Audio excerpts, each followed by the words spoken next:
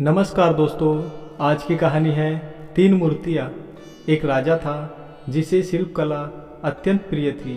वह मूर्तियों की खोज में देश प्रदेश जाया करते थे। इस प्रकार राजा ने कई मूर्तियाँ अपने राजमहल में लाकर रखी हुई थी और स्वयं उनकी देखरेख करवाते। सभी मूर्तियों में उन्हें तीन मूर्तियाँ जान से भी ज़्यादा प्यारी थी। सभी को पता था कि राजा को उनसे अत्यंत लगाव है। एक दिन जब एक सेवक इन मूर्तियों की साफ सफाई कर रहा था, तब गलती से उसके हाथों से उनमें से एक मूर्ति टूट गई। जब राजा को इस बात का पता चली तो उन्हें बहुत क्रोध आया और उन्होंने उस सेवक को तुरंत मृत्युदंड दे दिया। सजा सुनने के बाद सेवक ने तुरंत अन्य दो मूर्तियों को भी तोड़ दिया। यह देखकर सभी को आश्चर्य हुआ। राजा ने उस सेवक से इसका कारण पूछा। तब उस सेवक ने कहा, महाराज क्षमा कीजिएगा, यह मूर्तियाँ मिट्टी की बनी हैं, अत्यंत नाजुक है। अमरता का वरदान लेकर तो आई नहीं है, आज नहीं तो कल टूट ही जाती। अगर मेरे जैसे किसी प्राणी से टूट जाती तो उसे अकारण ही मृत्युदंड का भागी बनना पड़ता। मुझे तो मृत्युदंड मिल ही चुका है, इसलिए मैंने ही अन्य दो मूर्तियों को तोड़कर उन दो व्यक्तियों की जान बचा ली। यह सुनकर राजा की आंखें खुली की खुली रह गई।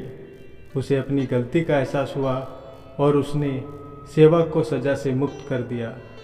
सेवक ने उन्हें सांसों का मूल्य सिखाया, साथ ही सिखाया कि न्यायाधीश के आसन पर बैठकर अपने निजी प्रेम के चलते छोटे से अपराध के लिए मृत्युदंड देना उस आसन का अपमान है। एक उच्च आसन पर बैठकर हमेशा उसका आदर करना चाहिए। राजा हो या कोई भी, अगर उसे न्याय करने के लिए चुना गया है तो उसे न्याय के महत्व को समझना चाहिए।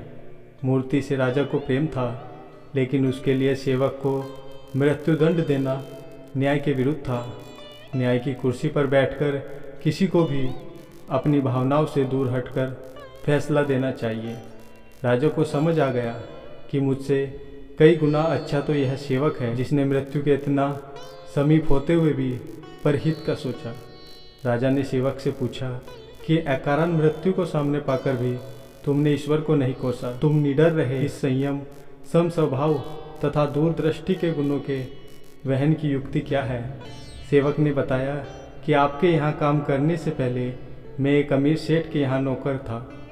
मेरा सेठ मुझसे बहुत खुश था, लेकिन जब भी कोई कटु अनुभव होता तो वह ईश्वर को बहुत गालियाँ देता था। एक दिन सेठ ककड़ी खा रहा था। संयोग से वह ककड़ी कड़वी थी। सेठ ने वह ककड़ी मुझे दे दी। मैंने उसे बड़े चाव से खाया, जैसे वह बहुत स्वादिष्ट हो। सेठ ने पूछा, ककड़ी तो बहुत कड़वी थी, भला तुम ऐसे कैसे खा गए? तो मैंने कहा, सेठ जी, आप मेरे मालिक हैं, रोज ही स्वादिष्ट भोजन देते हैं। अगर एक दिन कुछ कड़वा भी दे दिए तो उसे स्वीकार करने में क्या हर्ज है? राजा जी, इसी प्रकार अगर ईश्वर ने इतनी सुख संपदाएं दी है और कभी कोई कटु अनुदान दे भी दे तो उसकी सद्भावना पर संदेह करना ठीक नहीं। जन्म, जीवन यापन तथा मृत्यु सब उसी की देन है। असल में यदि हम समझ सके तो जीवन में जो कुछ भी होता है सब ईश्वर की दया ही है।